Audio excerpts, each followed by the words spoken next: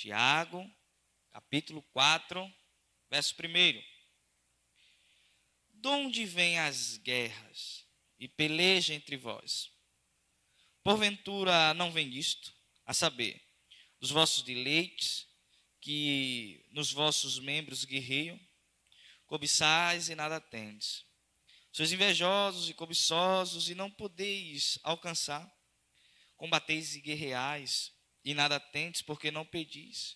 Pedis e não recebeis, porque pedis mal, para o gastardes em vossos deleites. Adúlteros e adúlteras, não sabeis vós que a amizade do mundo é inimizade contra Deus?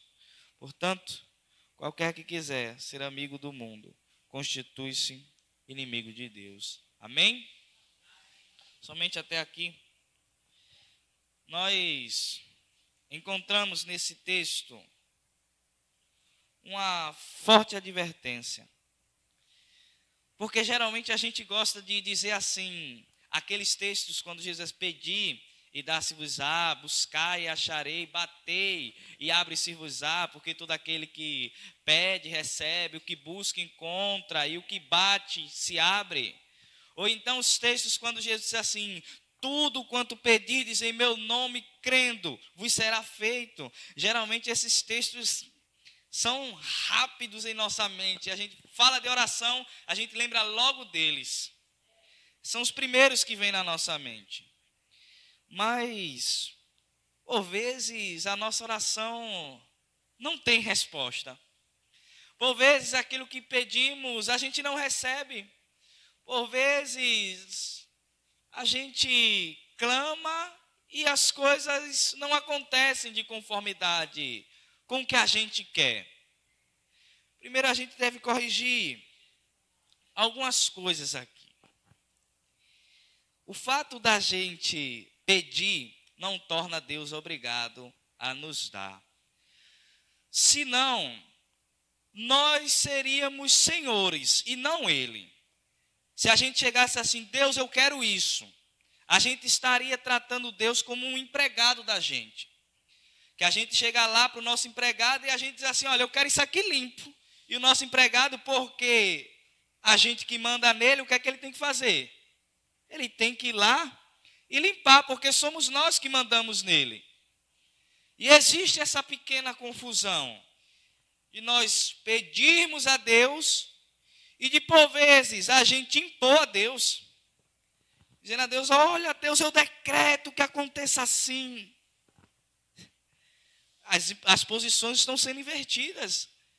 Deus não é o seu inferior para que você dê ordem nele, decretando, Deus, eu decreto que seja assim. Não é assim. Deus é que é Senhor de todas as coisas. Ele é quem manda em todas as coisas. E há certas coisas que Deus não vai nos dar. A Bíblia, ela nos mostra a vontade de Deus, pelo menos de 3 formas. A vontade decretiva de Deus, a vontade preterida de Deus e a vontade permissiva de Deus. Como se divide isso? Por vezes, é assim. A vontade decretiva de Deus nós encontramos dessa forma. A gente vai pedir, e Deus não vai dar, porque Ele decretou que Ele não nos daria aquilo ali.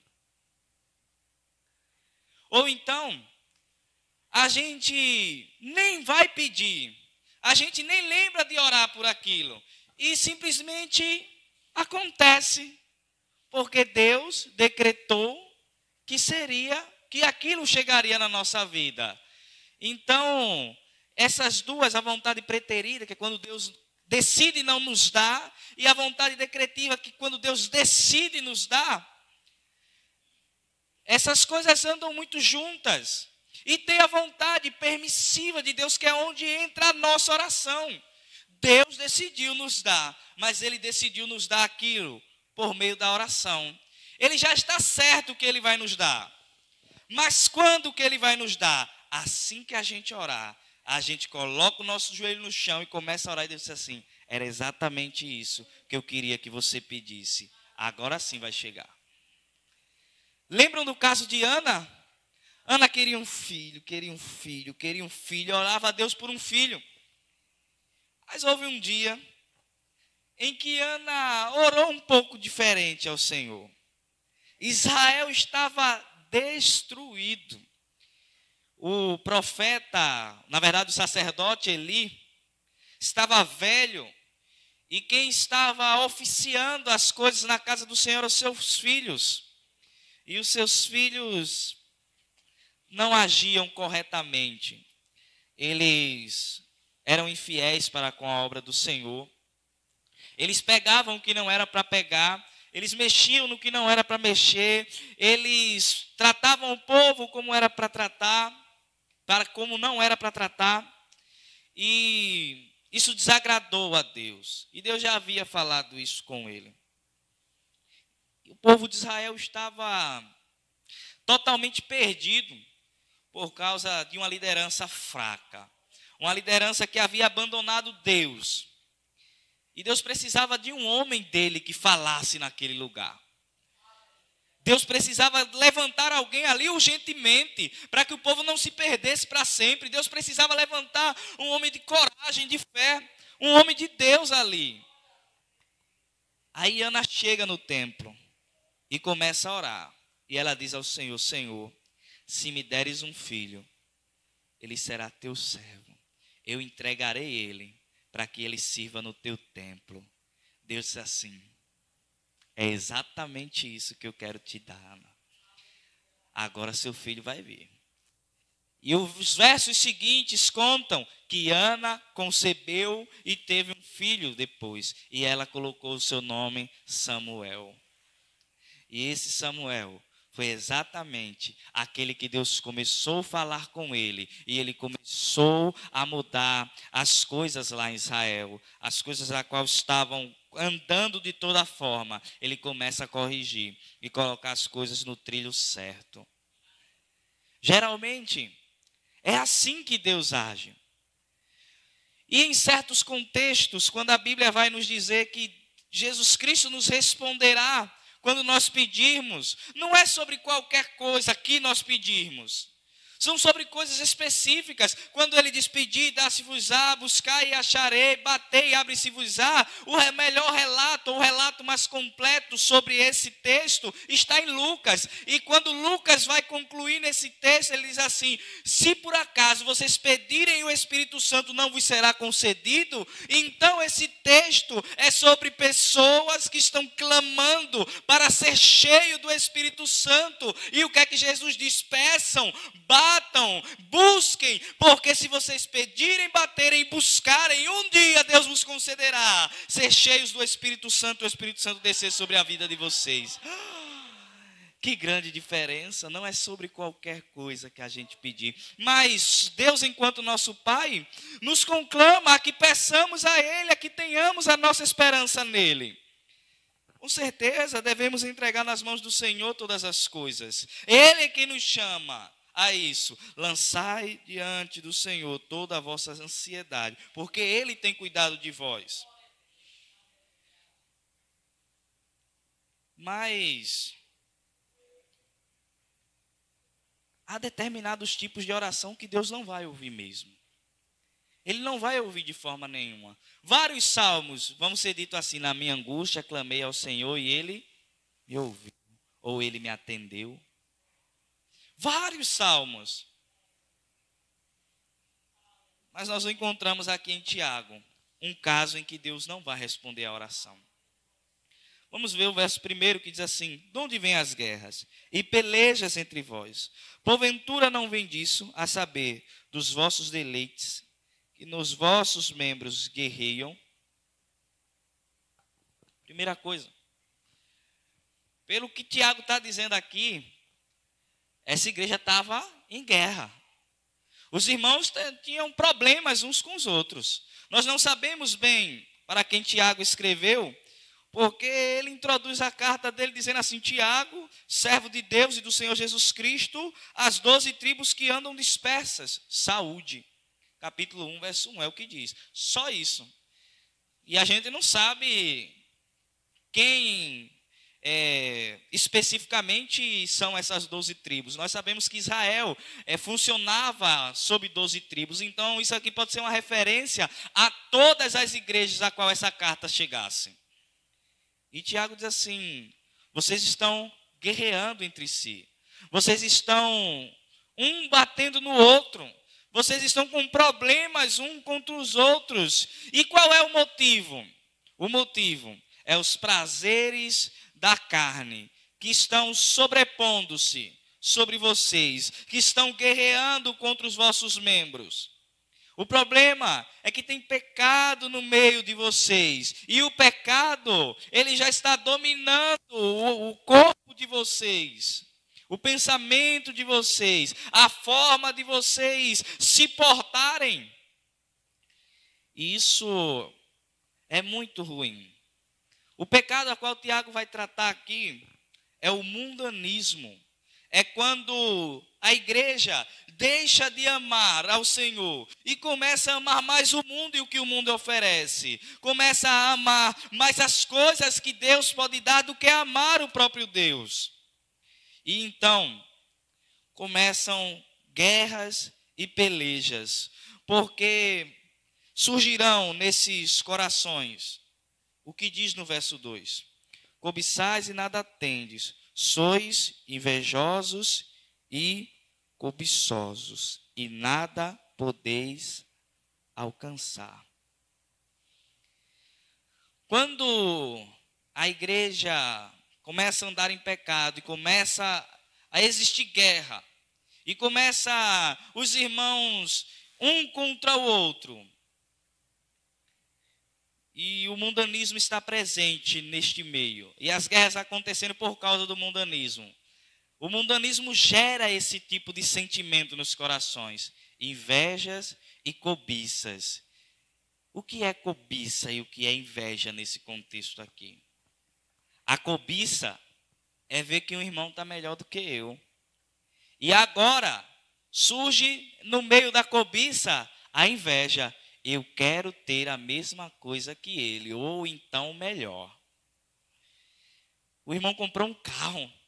O outro olha assim e diz assim: Senhor, mas eu estou na tua casa todo dia, mas eu estou na tua presença todo dia, não consigo comprar uma bicicleta. O problema não é você pedir a Deus um carro. O problema é qual é o sentimento no seu coração ao pedir aquilo. Porque geralmente essa oração termina assim: fulano nem vem na igreja, Senhor. O Senhor não está vendo isso não? Ele vem só no domingo e agora tem um carro.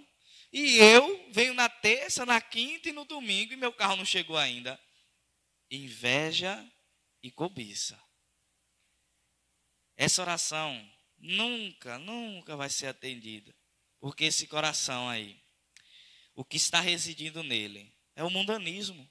É o amor e o apego, mais a coisas materiais do que ao próprio Deus. É o amor às coisas triviais da vida, mais do que ao próprio Deus. Qualquer um de nós pode pedir ao nosso Deus uma casa, pode pedir ao nosso Deus o que quer que for, a qual você realmente precise, você esteja precisando, ou que você deseje. Não há impedimentos para que nós peçamos coisas ao Senhor. Não há.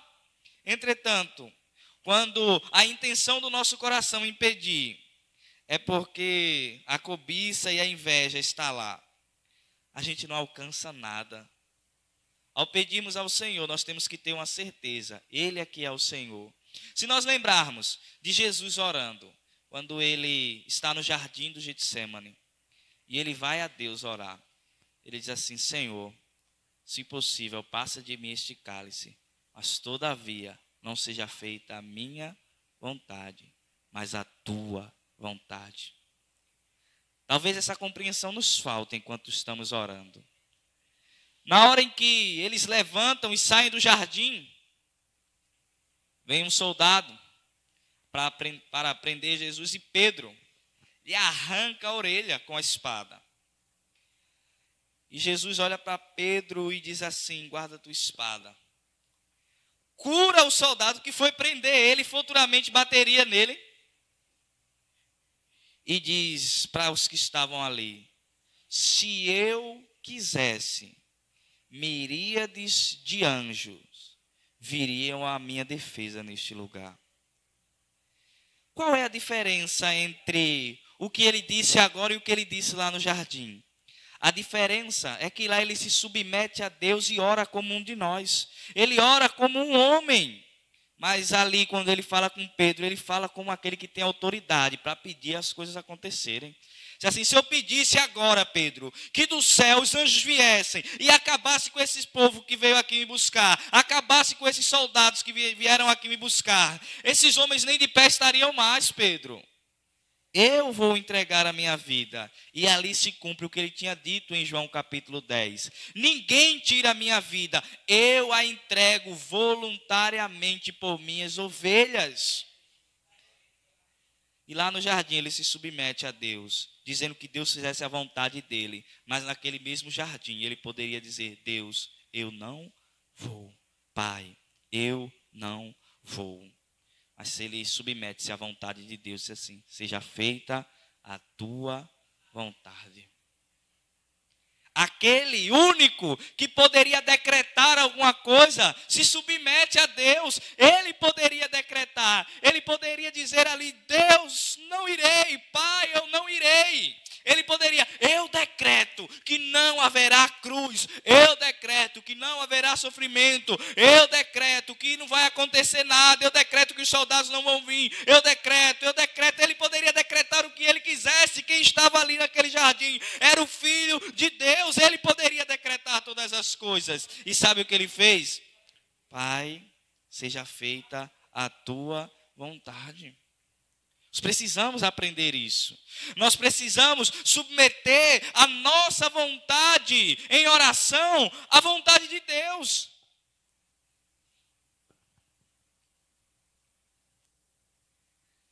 E então, o texto continua e diz assim: cobiçais e nada tendes, verso 2. Sois invejosos e cobiçosos e nada podeis alcançar.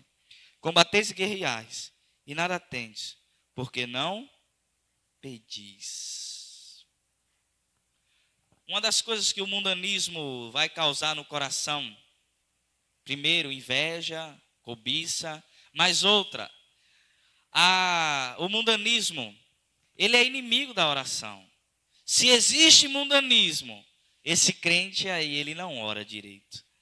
O texto vai dizer: pedis e nada tendes, porque não pedis. Nada tendes porque não pedis. É como se esses irmãos já não estivessem mais orando, já não estivessem mais buscando ao Senhor, já não estivessem mais em oração diante do Senhor. E qual era o motivo? Porque eles estavam em guerra, porque o coração deles havia pecado, porque o coração dele havia cobiça, porque o coração dele havia inveja, porque o coração dele estava cheio de um monte de coisa, menos cheio de Deus. Ao ajoelhar, a vontade dele não era falar com Deus, mas era conseguir alguma coisa para provar para o outro que ele também tinha. E oração é um momento de intimidade com o nosso Deus. Oração é um momento de conversarmos com o nosso Deus. Há aqueles que transformam a oração em caixinha de pedidos. Se ajoelha, Deus, eu quero. Não lembra-se de buscar intimidade com o Senhor verdadeira. Senhor, eu amo ao Senhor, esteja sempre presente em minha vida, esteja sempre comigo, eu quero ser teu filho, eu quero a cada dia te servir melhor, esteja comigo, me ensine em meu relacionamento, em meu casamento, me ensine na criação dos meus filhos, me ensine, Deus, a te servir na tua casa melhor, me ensine quando eu estiver errado, me corrija, Senhor, fale ao meu coração, não permita que nunca eu esteja só, não permita que eu tome decisões sozinho, me use quando eu for falar a alguém, quando eu sair para falar a tua mensagem, quando eu evangelizar alguém, um dia que alguém me pedir algum conselho que eu saiba aconselhar segundo intimidade com Deus, é clamar para que Deus esteja com você e você esteja sempre na presença dele. Geralmente esse requisito da oração é esquecido. Oração também pode ser adoração ao Senhor. Você ajoelha em Deus, tu és grande, Tu és bendito, Tu és digno de todo louvor, Tu és digno de toda glória, Tu és digno de toda honra. Eu amo ao Senhor, obrigado por Tua majestade, graça, glória em minha vida. Obrigado por Tu ser o Deus justo, santo, poderoso, grandioso, bom. É orar a Deus, engrandecendo a Deus por quem Ele é. Há também orações que são orações de petição. E aí sim é onde a gente coloca as nossas causas diante do Senhor. Mas não é só isso. Nós temos várias formas de nós orarmos ao Senhor. E quando o mundanismo toma conta do coração, já não se consegue orar mais. Não tendes porque não pedis. E no verso 3, ele vai inverter o exemplo. E ele vai dizer assim: pedis e não recebeis. Porque pedis mal, para gastardes em vossos deleites. O primeiro caso é do mundanismo ter tomado conta do coração e a pessoa já nem conseguir orar mais. O caso seguinte é daquela pessoa que até pede, mas não recebe, porque pede mal. Pede porque ela quer esbanjar aquilo que ela tem. Ela quer mostrar aquilo que ela tem. E a intenção é ostentar, é fazer com que os prazeres sujos do seu coração se sejam satisfeitos.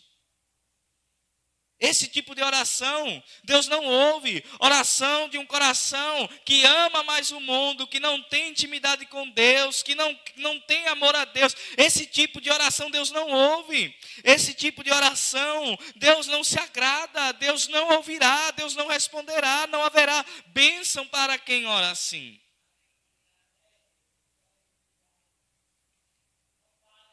E então, no verso 4, ele vai dizer: adúlteros e adúlteras, não sabeis vós que a amizade do mundo é inimizade contra Deus?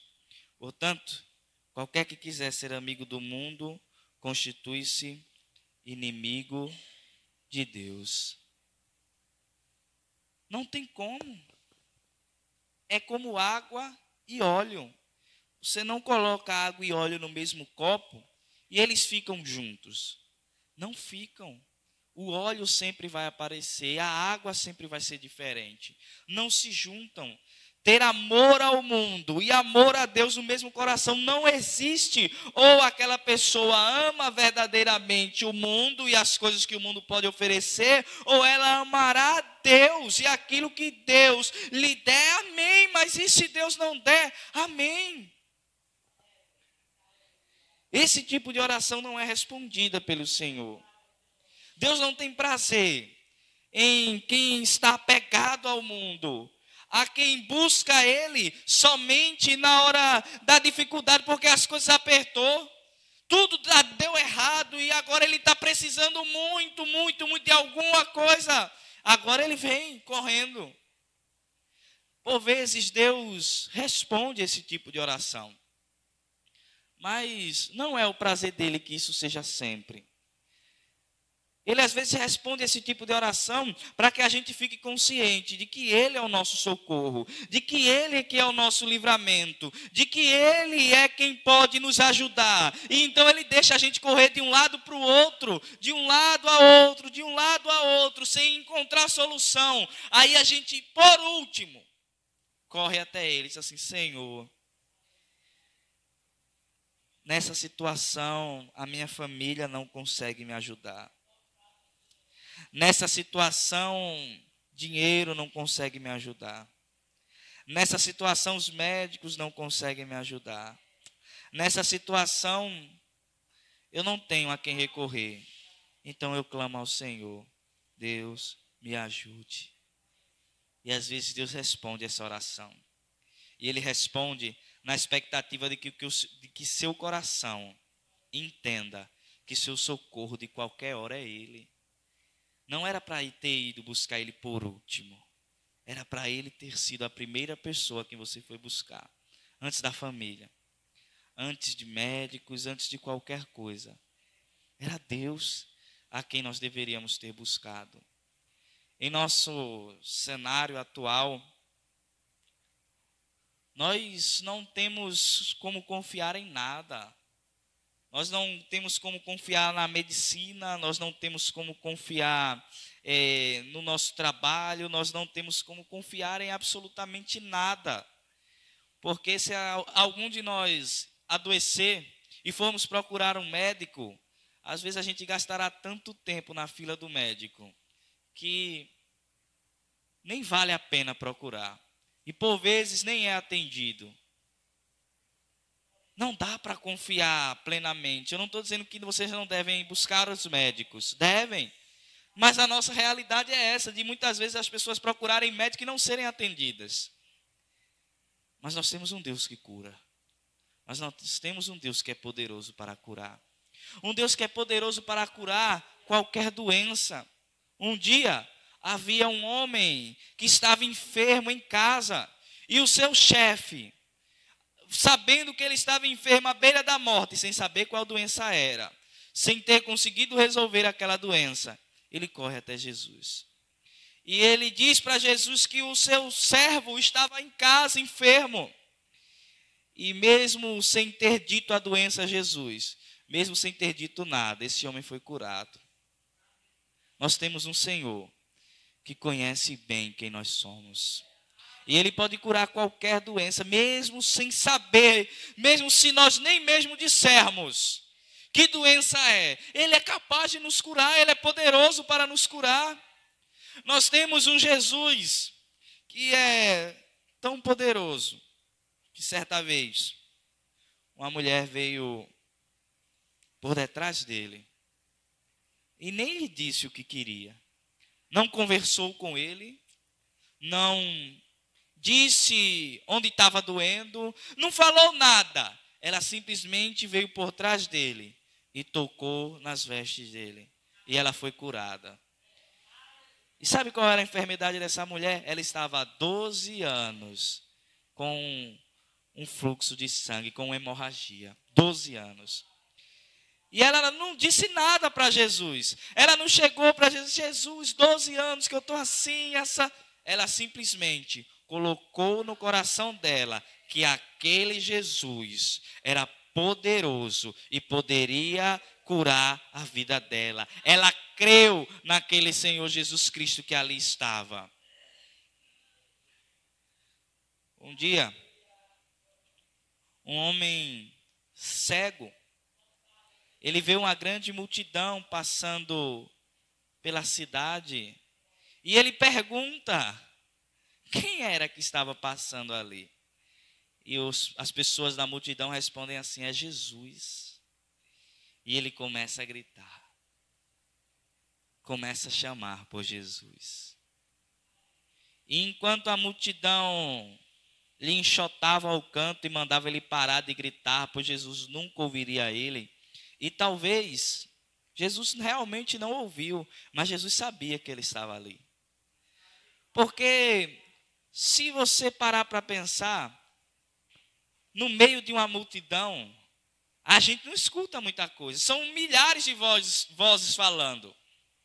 Se alguém gritar o nosso nome, a gente não vai ouvir. Mas Jesus já havia passado por ele.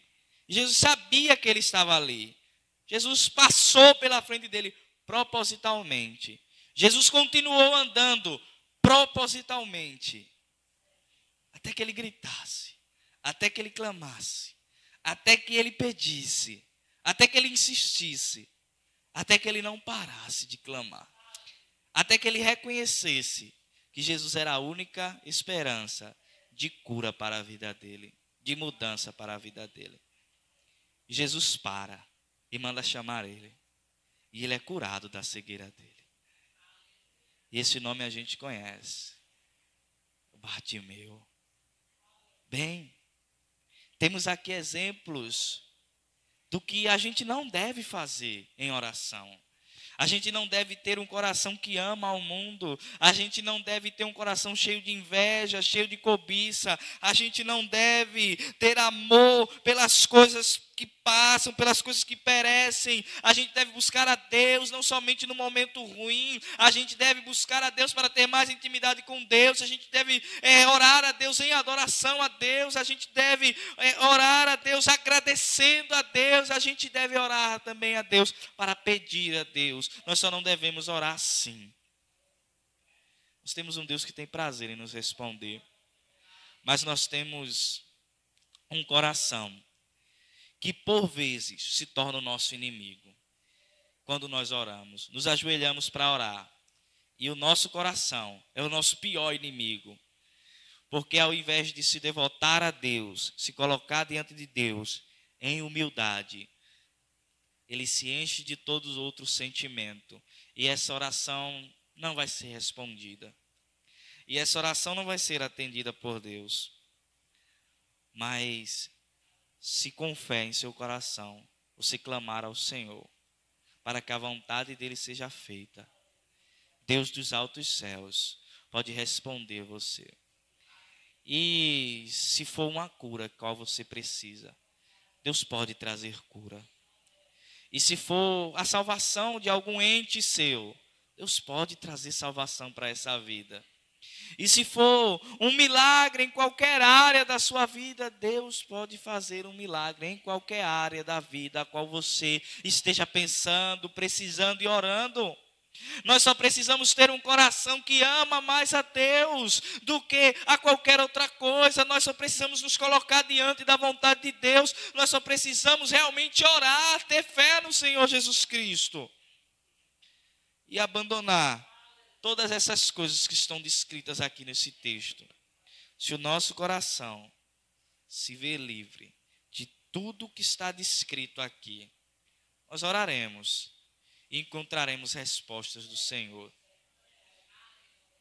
Tiago, ele vai instruir a igreja nisso, porque a igreja é o povo de Deus. É o povo que ora a Deus. E esse povo não pode estar recebendo essa nomenclatura de povo de Deus, de povo que busca a Deus, e está buscando a Deus e nunca está recebendo resposta. Esse povo tem que saber aquilo que está impedindo a sua oração. E então ele ensina aquilo que impede a oração da igreja de ser atendida. E ele explica isso exatamente para que a igreja não tenha suas orações impedidas, mas que as orações, ao serem feitas, sejam respondidas. Encontro na Bíblia ainda mais um exemplo de oração que não é respondida. Pena termos poucos homens aqui na igreja. E quando vem? A Bíblia vai dizer em 1 Pedro, não precisa abrir, eu citarei o texto para vocês. Assim, e vós, maridos, vivei a vida comum do lar com vossas esposas, sabendo que ela é a parte mais frágil, para que não se interrompam as vossas orações. Um marido que não contribui para com a esposa no cuidado da casa, no cuidado dos filhos, no cuidado com a família, no sustento de todas as coisas, ele tem as suas orações interrompidas. Interessante isso, né? Porque sobre o marido está o peso de ser o líder do lar. E se ele não cuida da casa dele, como Deus ordenou que se cuide da casa, as orações dele são interrompidas. Interessante é que Deus não diz nada sobre as esposas. Não diz assim, esposas, façam assim para que as vossas orações não sejam interrompidas. Não tem. Mas quanto ao marido tem, dizendo, as orações de vocês vão ser interrompidas. Há um caso em especial, que é quando o casal, eles não se entendem, Deus interrompe a oração dos dois. O casal, mas somente para a esposa não tem nada dizendo, diz assim, esposa, se oriente, senão sua oração não vai ser ouvida, mas para o marido tem. Esses casos aqui são casos em que nossas orações não são ouvidas. Mas nós temos um Deus que tem prazer em ouvir a nossa oração, em responder a nossa oração. E nós devemos nos desviar disso aqui. Andar por caminhos diferentes disso aqui. Isso aqui não deve existir em nosso coração. Contendas no meio da igreja, guerras, pelejas, um coração cheio de mundanismo, um coração repleto de coisas que não agradam. Essas coisas não devem existir. E não existindo elas, nós teremos as nossas orações respondidas. Nós oraremos e o Senhor nos responderá dos céus. Oremos.